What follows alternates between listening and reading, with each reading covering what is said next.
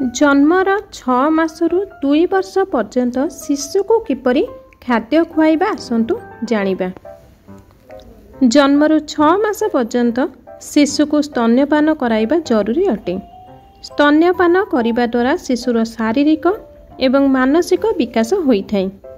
6 मास ठारू 2 वर्ष पर्यंत शिशु मानकर खाद्य को नै प्राय समस्ते माँ माने चिंतित थांती।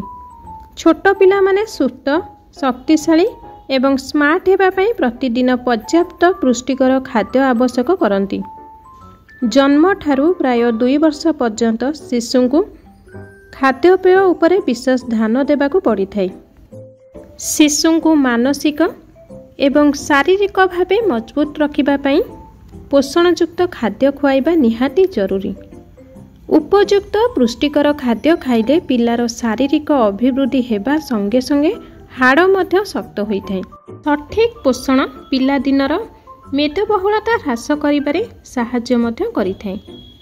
6 रु 8 मास 6 रु 8 मास बयसर शिशु दिन को प्राय 4 रु 6 थर खाद्य खाइथांती। किंतु जन्मर प्रथम मास अपेक्षा एही मासरे पिला मानकर खाद्यर मात्रा सामान्य बढ़ी थाए। आपण 6 मास बयसरे शिशु को कठिन खाद्य देवा आरंभ करि परिबे। स्तन्यपानरू पर्याप्त परिमाणर लौह मिली पारि न थाए। तेणु 6 मास परे शिशु को लौहयुक्त खाद्य दियंतु।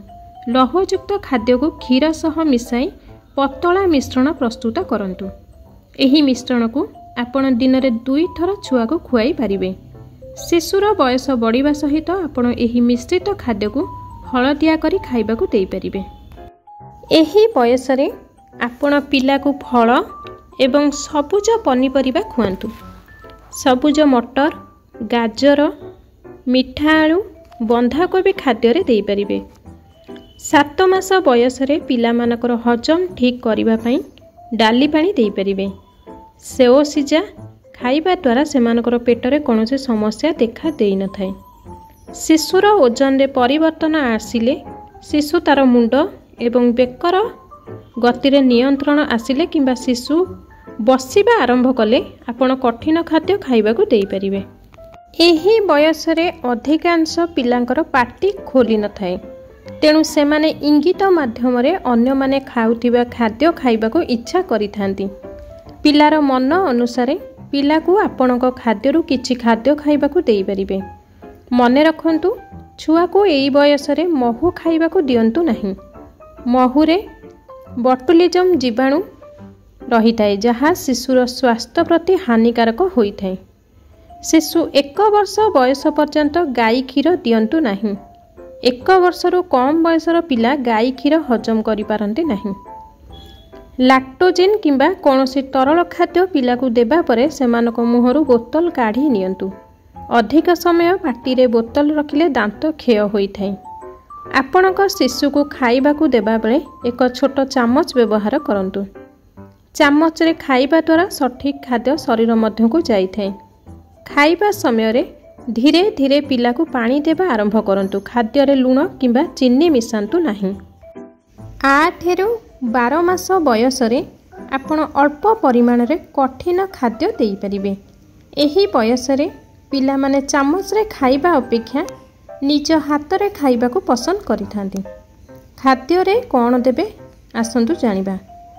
नरम रंधा पनीपरिबा चोपायुक्त फल धोई करी दियंतु। बिस्कुट को पानी रे ओदा करी खाइबा को दियंतु। नूडल्स कटा सेऊ अंगूर बिरी किसमिस सुखिला फ्लेक्स शस्य बा सॉस कदली बटा पॉपकॉर्न बादाम मंजी एवं कंचा पनीपरिबा खाइबा को आपणक पिला को आदौ दियंतु नहीं। यह आपणक पिलार तंटी रे लागि जाई विभिन्न समस्या होई पारे। पिला को सप्ताह रे 3 रु 4 थर अंडार हलदिया केसर खाइबा को देई परिबे। केतेक शिशु अंडार धला अंश खाइबा को पसंद करती। तेणु 1 वर्ष बयस पर्यंत केवल केसर ही खाइबा को दियंतु। आपण अल्प परिमाणर पनीर एवं दही देई परिबे किंतु गाई क्षीर पीबा को आदौ दियंतु नहीं।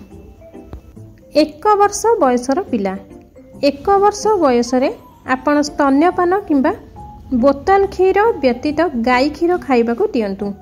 गाई क्षीर सह स्तन्यपान कराइबा भल।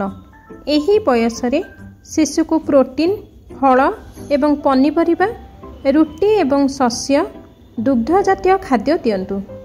पिला चालिबा आरंभ करिले एवं अधिक सक्रिय होइगले सेमानकु दिनकु 4 रु 6 थर खाइबाकू दियंतु। जदि पिला कोनोसी खाद्य को ना पसंद करूची तेबे एहाकू पुनर्बार देबाकू चेष्टा करंतु। अनेक समय रे पिला माने नुआ खाद्य ग्रहण करिबाकू राजी होई नथांती।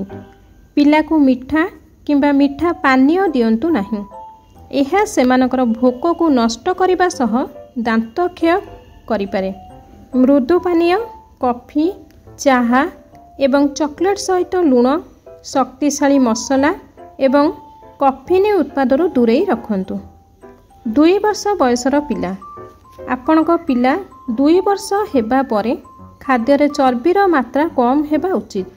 अधिक चर्बीयुक्त खाद्य हृदघात मेदबहुलता एवं जीवन में अन्य स्वास्थ्य समस्या सृष्टि करिपारे।